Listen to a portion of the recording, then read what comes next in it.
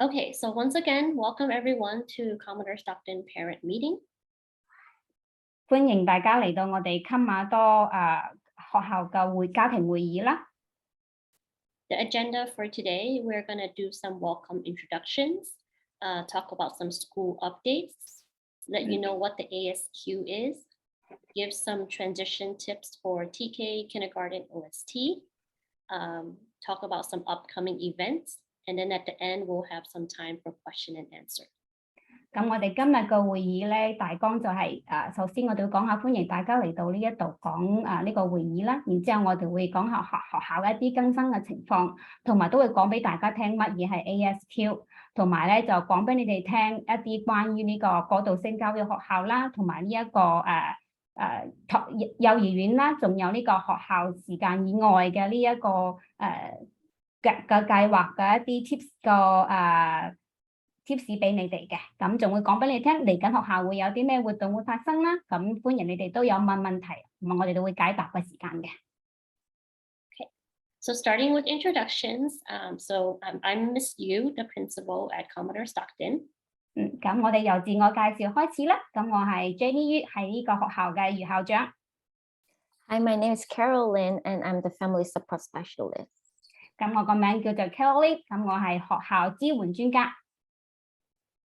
We also have Kenny Lee, who is our mental health consultant.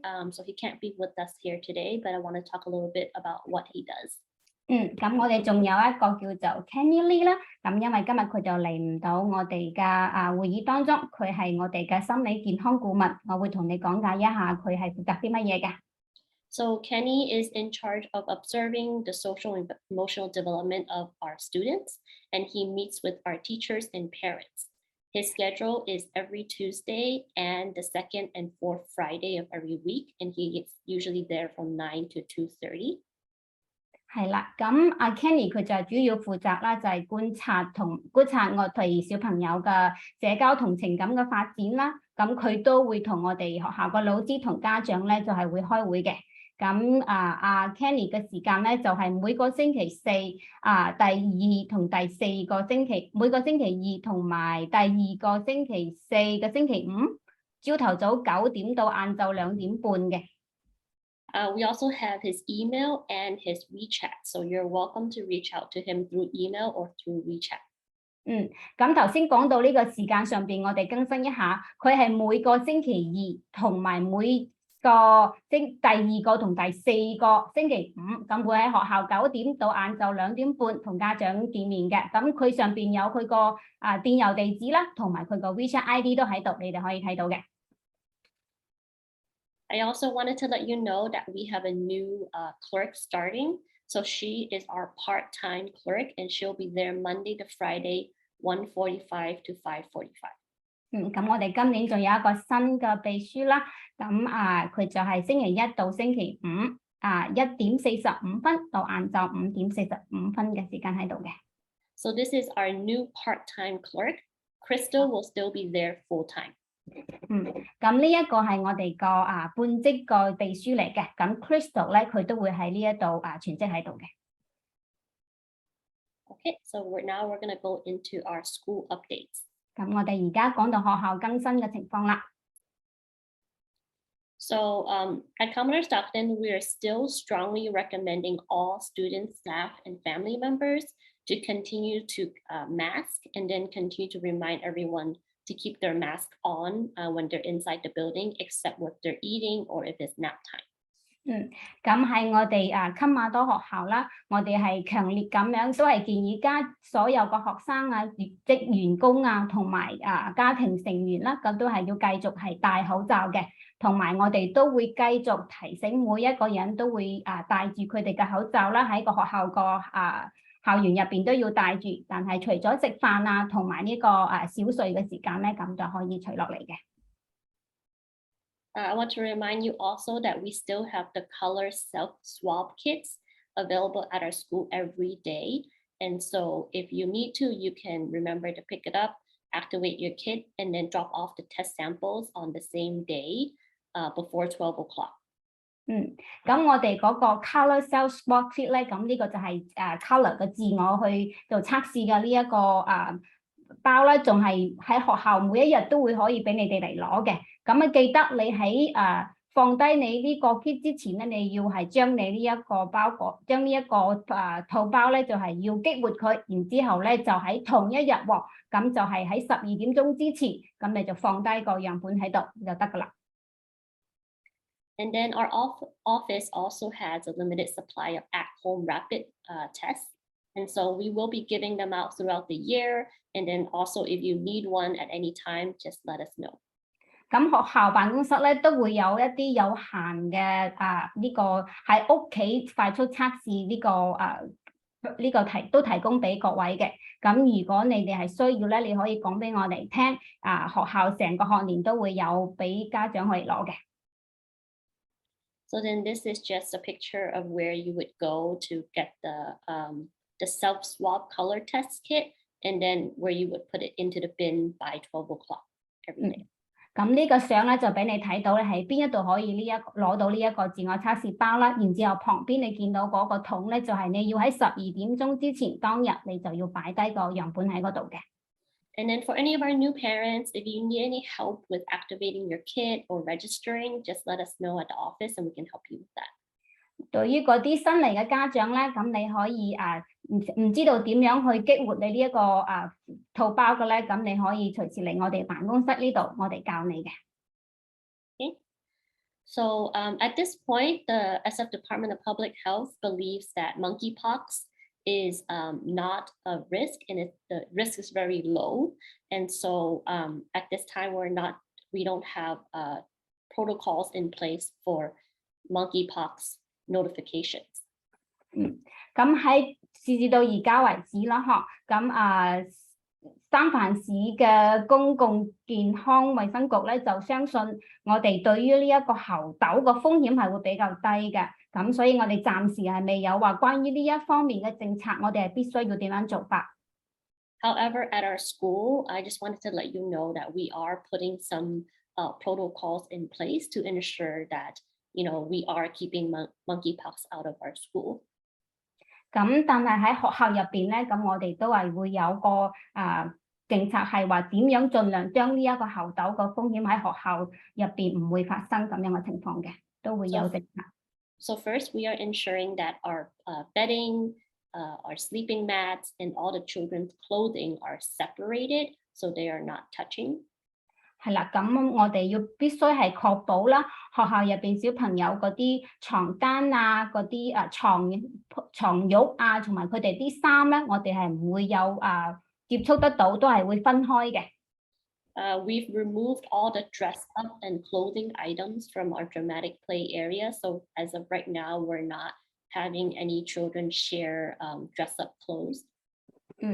咁我哋喺有一個地方咧，係專門俾小朋友去扮演角色咁樣，嗰啲地方着嗰啲衫，我哋係全部係除開咗嘅，咁係唔會話撈埋晒佢哋嘅小朋友一齊用咁樣嘅。We're continuing to practice frequent hand washing with soap and water. 咁我哋會繼續啦，係經常咁樣係同佢哋去多啲提醒去洗手啦，用番梘啊，用水咁樣係一齊去洗手嘅。And then we're also continuing to use our cleaning protocols to disinfect and sanitize surfaces often. 咁同埋我哋都會繼續咧，就按照呢一個清潔嗰個規矩嗰個標準去繼續消毒啲嘢同埋係咯個表面嘅嘢，我哋會經常去做消毒嘅。And then we are not allowing any sharing of food or drinks or utensils. 咁同埋我哋係唔會一齊分享食物啦，或者係飲料啦，或者係平時我哋用嗰啲匙羹叉呢啲，我哋係唔會分享嘅。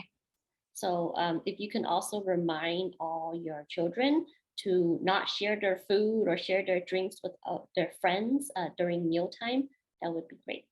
係啦，咁記得幫手提醒你啲小朋友喺佢食嘢嘅時候咧，唔好同佢啲小朋友分享佢啲飲料或者係佢啲食物咁啦。And then as always, how you can help, if your student is not feeling well or experiencing any symptoms, please stay home. 係啦，咁有一樣嘢你哋喺屋企都可以幫到我哋嘅，就係咧，就當你嘅小朋友感覺得病啊，或者佢哋有任何嘅症狀嘅時候，咁你哋可以留喺屋企。And then if you need to, please take a test before sending your student back to school. 係啦，咁如果你需要嘅話咧，咁你就最好係做咗測試之後，先再送小朋友返學校嘅。And then if anyone tests positive, please notify the principal immediately. 如果你嘅小朋友係任何人，又或者喺你屋企有任何人有測試咗係陽性嘅，咁你就要馬上講俾我哋校長聽。Moving on, we're going to talk about our ASQ. 咁我哋繼續向前走，就係講下我哋年齡同埋階段發展個調查問卷。Yeah, so today we are talking about the ASQ. For the first day when your child starts the school, you may already receive a ASQ questionnaire, or the teacher will be giving out on back to school night. 係啦，咁有啲家長可能喺小朋友返學嘅第一日就已經收到咗呢一份 ASQ 嘅調查問卷，年齡發展階段問卷係嗰日就會收到，或者係我會喺我哋個 back to school night，即係話回到學校呢個會議個會晚下開呢個會嘅時候咧，我哋會再俾你嘅。So I will briefly talk about what is ASQ and how should you be filling it out. 咁我簡單講下呢一個 ASQ 個調查問卷，同埋你係應該要點樣填呢份表嘅。This screening tool provides a quick look at how your child is doing in important areas. 嗱，呢一份表咧就係講咗俾你聽，你嘅小朋友喺特別重要嘅階段，佢呢個情況睇起身係去到咩程度咁樣。So there are few areas for communication, your child's language skills, both what he or she understands and what he or she can say. 咁我哋分開有幾部分嘅，首先就係呢一個溝通啦，咁會講你嘅小朋友嘅言語技巧啦，同埋佢明白啲嘢係點樣啊，或者係佢點樣講啊，係點樣明唔明白，同埋佢講嘅嘢知唔知道啊咁嘅情況。And the second one is the gross motor, how your child use his or her arms, legs, and other large muscles for walking, running, and other activities. 咁另外一個就係我哋嘅粗肢體動作啦，就係你嘅小朋友佢點樣用佢嘅手、用佢嘅腳同埋其他大嘅肌肉去行路啊、跑啊，或者做其他嘅運動。And the third one is the fine motor, your child's hand and finger movement and coordination. 係啦，咁我哋仲有一個精肢體啦，就係話你嘅小朋友個手同埋佢個手指、佢個動作啊，同埋點樣協調啊咁啦。And the problem solving, how your child plays with toys and solves problems. 點樣解決問題啦？就係你嘅小朋友佢係用玩嘅時候係點樣玩，同埋佢解決問題係點樣去解決問題。And personal social, your child's self-help skills and interaction with others. 咁仲有一個個人社交啦，就係你嘅小朋友佢自己自我幫助嘅呢一個技巧啦，同埋點樣同其他小朋友去做互動。And for all of the ASQs, we will give out according to your child's ages. 咁所有嘅ASQ 嘅調查問卷咧，都會係俾你嘅小朋友去做㗎。Yeah. And 根據你嘅年紀，根據小朋友嘅年紀 yes. So please answer each question yes, sometimes, or not yet, based on what your child is able to do now. 咁你就根據你嘅小朋友啦，而家可以做到嘅程度去答每一個問題，係 yes 就係啦 ，sometimes 就係有時啦 ，not yet 即係代表佢仲未去到呢個程度咁。Yeah, and we strongly recommend that you are not guessing or assuming. If you are not sure if your child can do it or not, you can have the child to sit next to you and demonstrate for you to make sure if he or she can able to do it. 咁我哋強烈建議你哋就唔好話去估個問題點樣去答，或者係自己認為咗個小朋友會係咁樣做，所以咧你可以叫小朋友坐喺你隔離跟住你做，然之後你去觀察佢，再去解呢個問題。So yes, if your child is performing the skill, sometimes if your child is performing the skill but doesn't yet do it consistently, not yet if your child does not perform the skill yet. 咁 yes 咧，就係代表你嘅小朋友係可以做到嗰一樣嘢嘅。咁sometimes 即係有時，即是話你嘅小朋友係有時做到呢一樣嘢，但係佢唔係每次都做得到。咁 not yet 即係代表你呢個小朋友係佢去做呢一個技能嘅時候係仲未做得到嘅。And we will give out the ASQ depends on the language that you request. We have Chinese, English, and different kind of languages. 咁我哋 ASQ 呢份調查問卷係有唔同嘅語言，我哋會根據你嘅要求，會俾你需要嘅各種語言嘅調查問卷。我哋有中文、有英文，仲有其他語言嘅。Your answers will help show your child's strength and areas where he or she need to practice on. It will also help teachers support your child's learning and development in the classroom. 咁你個答案咧都會幫助到我哋睇到你嘅小朋友喺邊一個地方嘅優點啦，同埋佢喺邊一個地方係需要繼續去努力幫手嘅。咁令到老師咧就都可以知道你嘅小朋友學習同埋而呢個發展喺個課室入邊嘅程度係點樣，去根據唔同嘅程度嚟去幫佢嘅。So that's why it is very important not to assume, not to guess, but really make sure that you are answering the question correctly. 所以呢個咧就係好重要啦，千祈唔好去猜測佢，或者係自我咁認為咗佢係會做到所以就一定要攞個準確嘅答案出嚟嘅。Carolyn, could I add something? I just want to say Yes, that please.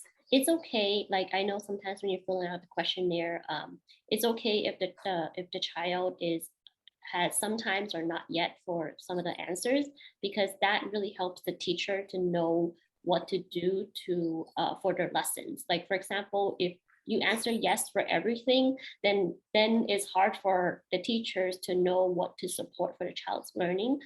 So we do want to know what the child needs support on. So if it really is sometimes or not yet, it's okay to check that. 係啦，咁我哋有一樣嘢都想增加翻落去嘅喎。咁如果你嘅有啲問題咧，答住係sometimes即係有時 not yet 即係未得。其實呢個答案我哋係允許你放落去嘅，唔使擔心。如果你反而你全部答案都係答 yes 嘅，會令到老師唔知道點樣去幫你嘅小朋友。所以如果你有啲問題係答住係 sometimes 或者係 not yet 係唔緊要嘅，咁我哋老師會知道點樣喺咩情況下會幫佢會好啲。Yeah, thank you for bringing that up. Thank you. So thank you everyone for completing the ASQ, because as a parent or caregiver, you are the best source of information about your child. 係啦，多謝每一位咧就去完成呢一個調查問卷啦。咁作為一個家長或者係呢個照顧者啦，咁你哋提供嘅資源咧係非常之好，咁樣會幫助到個小朋友㗎。If you have any questions, need any assistance, please do not hesitate to contact me. This is my email address. 咁如果你哋有任何問題或者係有任何嘢需要幫助咧，咁你唔使話擔心怕聯繫我喎，你可以隨時聯繫我。咁下低你見到係我個名同埋我個電郵。And I'm always at the site every Tuesdays. 咁我每個星期二都會喺學校呢度嘅。Yeah. Thank you. So the next thing we want to talk about is the transition to transitional kindergarten, and OST. 咁我哋嚟講下呢個過渡性幼兒園同埋幼兒園，仲有呢一個學校時間，即係之外嘅嗰個學計劃。Yeah. So every year we have a number of students moving to TK, kindergarten, or OST. So we would like to support the families, how to support the children with different feelings and emotions. 咁我哋每一年咧都會有一部分嘅小朋友佢會升到去嗰度幼兒園，再有啲又會升到去幼兒園。咁我哋就會係講俾你聽係點樣你可以幫到個小朋友。The transition is new to the children, but also to the family too. 嗱，呢個過渡性幼兒園咧，就對於家長同埋小朋友嚟講咧，都係一個新嘅嘢嚟嘅。So from 12:30 to 2:30, usually when they are at the pre-K, they will take nap. But when they move to TK and kindergarten, they won't have nap time. 咁喺由12:30到2:30咧，咁以前讀緊 preschool 嗰啲小朋友，佢哋會係去小睡一下啦。咁但係去咗過渡性幼兒園嘅小朋友就喺嗰個時間就冇得話瞓覺噶啦。So during that time, the children may feel tired because they used to take nap during this time. 係啦，咁所以喺嗰段時間啲小朋友會覺得好似好攰喎，因為一般呢個時間佢哋會係小睡一下嘅。So how can we help the children? 咁我哋應該點幫啲小朋友咧？ So families can explain to the children about the schedule. 咁我哋屋企人咧就可以講解俾啲小朋友而家個新嘅時間表係乜嘢啦。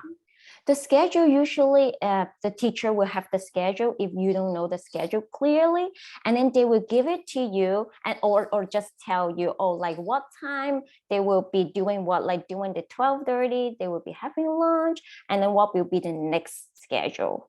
係啦，咁學校老師都會係俾呢一個課程表俾你，但係如果冇咧，咁老師都會講解俾你聽。哦，我哋呢個時間會係做啲乜嘢嘅，係咩時間段做乜嘢事？哦，呢個時間可能係12點半係食緊嘢㗎，好開心咁食緊嘢嘅情況，咁我哋都會有個時間表俾你哋。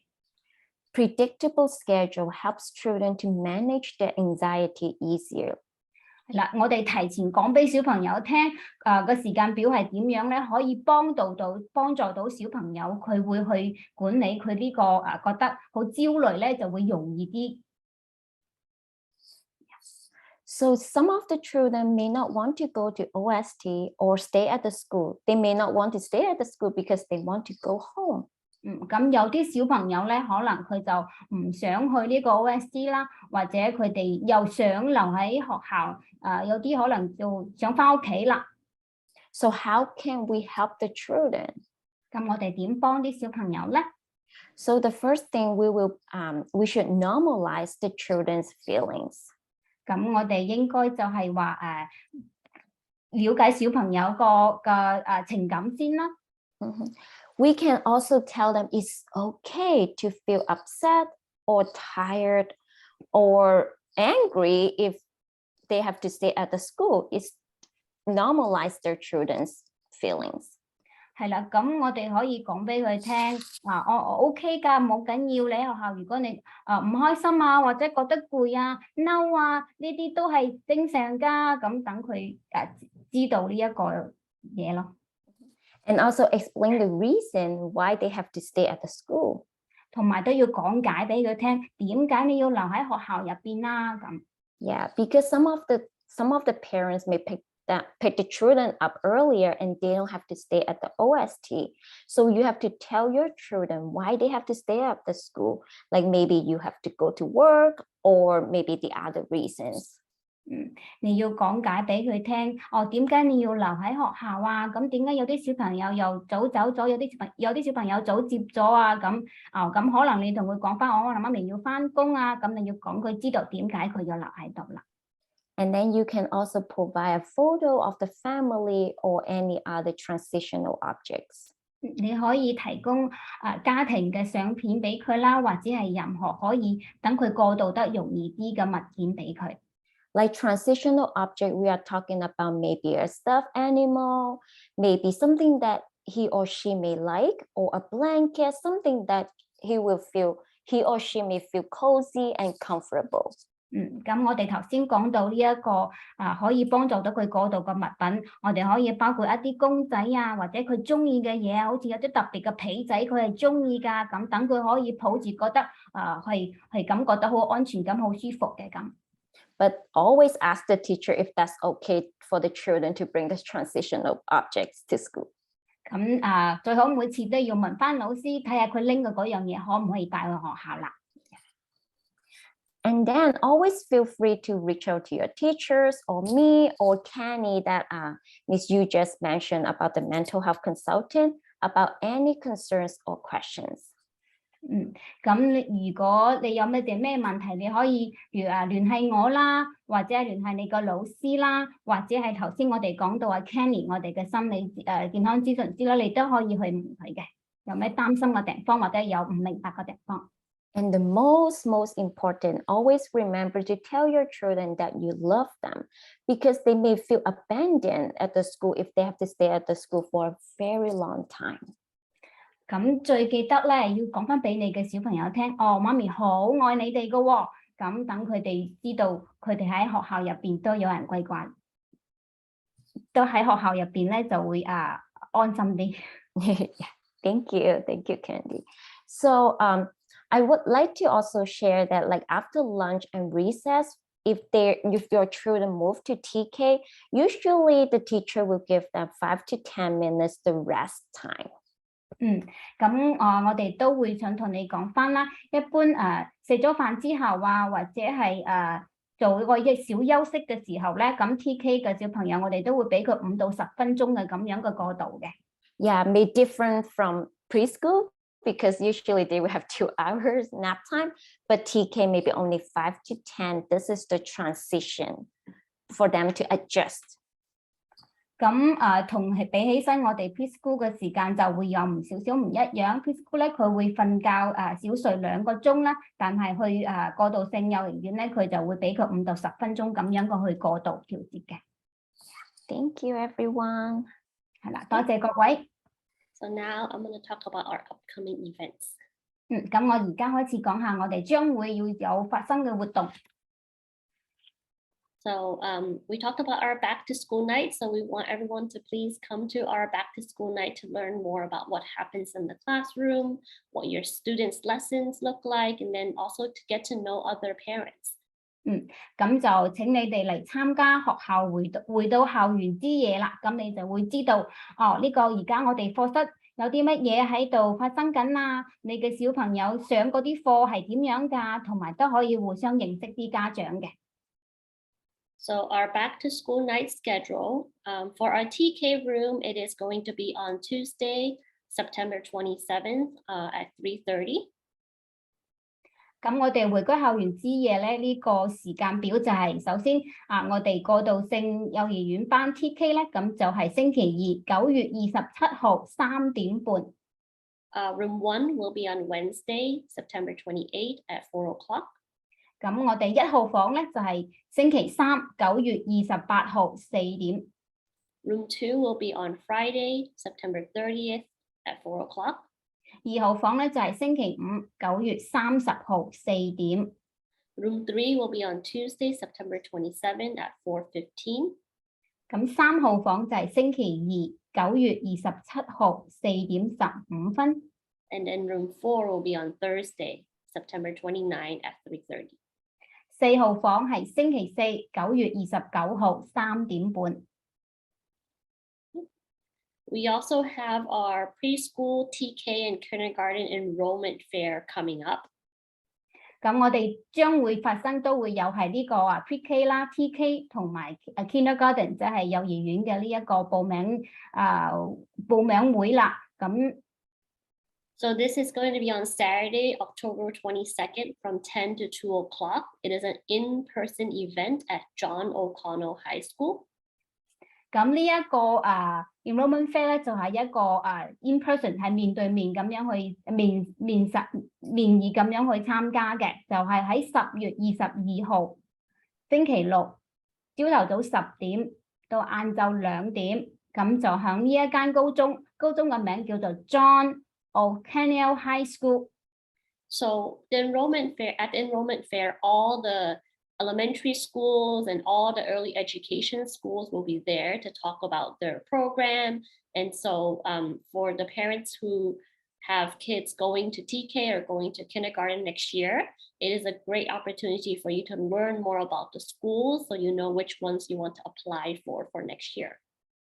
咁喺呢一個會入邊咧，你就會見到好多嘅小學啦，同埋呢一個早期教育嘅preschool 啦，都會喺呢一度。咁對於將要讀小學同埋要去讀早期教育嘅小朋友呢個小朋友嘅家長嚟講咧，就對於佢哋嚟講就非常之有意義啦。佢喺上邊就會知道關於呢啲小學嘅情況係點樣嘅，同埋關於呢啲小學入邊佢哋個program，即係佢哋有乜嘢計劃咁樣。There'll also be workshops in English, Chinese, and Spanish to teach you how to apply, what different programs there are at each school. And so you can also go onto the QR code right here on the left to get more information. 咁咧到時咧都會有唔同嘅工作坊啦，佢哋會用唔同嘅語言嚟做嘅，有英文啦、西班牙文啦同埋中文嘅。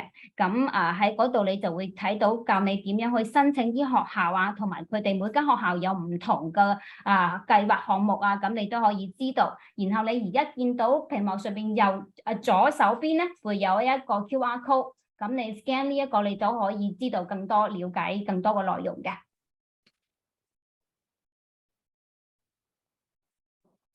So there is a places called Children Book Project, and they are having a 30th anniversary celebration.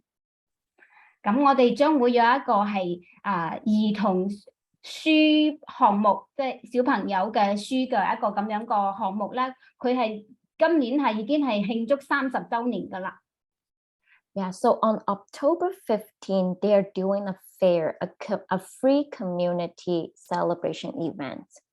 咁喺10月15號，咁佢哋就將會開展一個係免費嘅社區慶祝咁樣個活動嘅。Yeah, they will have author readings, book giveaway, eye exam, and free glasses if the children need the glasses, and some cooking demonstration and art projects. 咁喺到時咧就會有一啲係有啲作家嘅讀個書啦，同埋有啲書會係派俾小朋友啦。咁同埋都會有驗眼嘅。咁如果有啲小朋友佢需要咧，都可以有免費嘅眼鏡攞嘅，同埋都會教你點樣係去煮嘢啊，同埋有一啲係做手工嘅咁樣嘅活動啊等等嘅。Yeah, if you are interested in, you can just show up on October 15, 11 to 2 p.m. 11 a.m. to 2 p.m. 咁如果你有興趣咧，咁你就直接喺嗰日10月15號朝頭早10點到晏晝2點，咁你就可以去嗰度參加啦。Or you can also, I put the poster at the school, and there is a QR code. You can also click on the QR code to RVSP. If that's too complicated, that's totally fine. You can just show up. 咁咧，我都會將呢個海報擺喺學校嗰度嘅，到時你都會見到嗰個 QR code，你可以再去掃描佢，然之後咧可能會有個免費叫你係去填一啲預登記表啊咁。但係如果你覺得太複雜啦，唔緊要，你淨係喺嗰日你就去參加就得㗎啦。Yes, thank you everyone. 係啦，多謝晒各位。Thank you. And I also want to say we started our fundraising this year for our school, and I just want to thank all the parents who have donated so far. 咁我哋都有係會係有捐款活動啦，咁多謝晒係各位家長已經捐咗款嘅。Our goal this year is $8,200, and so right now we are at $3,700, and so we're getting towards our donation goal. 咁我哋今年咧個目標咧就想係做到$8,200，咁我哋暫時係有3,700，咁應該好快就會希望可以達到我哋今年嘅目標啦。So I just want to mention again that all donations are optional, and that it is up to you if you want to donate or not. So don't feel like you are obligated to make any donations. 同埋咧，我哋都想提醒嘅就係我哋呢一個籌款咧就係唔係話係必須嘅，係自願性嘅。所以如果你冇參加到，你唔使話覺得好似唔好意思或者係點嘅，係自願性嘅嚇。So here we are getting towards the end of the meeting. I wanted to share the contact information. As you can see, I have all the contact information of our staff members on the screen. 咁我哋差唔多嚟到會議嘅尾聲啦。咁呢一度咧，屏幕上邊睇到咧就係所有我哋嘅教職員嘅呢一個聯繫方式。Sorry. Oh, I want to remind the parents one thing. If you have any contract hour changes or you need to do any enrollment paperwork, Miss J Chan in enrollment office is who you would contact for our preschool. 咁仲有一樣嘢咧，要提醒啲家長嘅，如果你嘅合同或者有改變啊，或者你想做啲報名關於呢一方面嘅嘢咧，你可以聯繫我哋個enrollment 辦公室咧，就係 Miss J Chan 嘅，去報名啊，或者有咩更改咁。And then just some important dates coming up. So on October 10th, our school is going to be closed for Indigenous Peoples Day. 咁同埋有一樣嘢要講咧，就係喺10月10號啦，學校係會閂嘅，係呢一日係 for 呢個 Indigenous Peoples Day。 And then our next parent meeting will be on Thursday, October 20th at 5 o'clock. 咁我哋下一次嘅家長會咧，就會喺10月20號星期四下午5點。So at this time, I'm going to go ahead and stop the recording, and then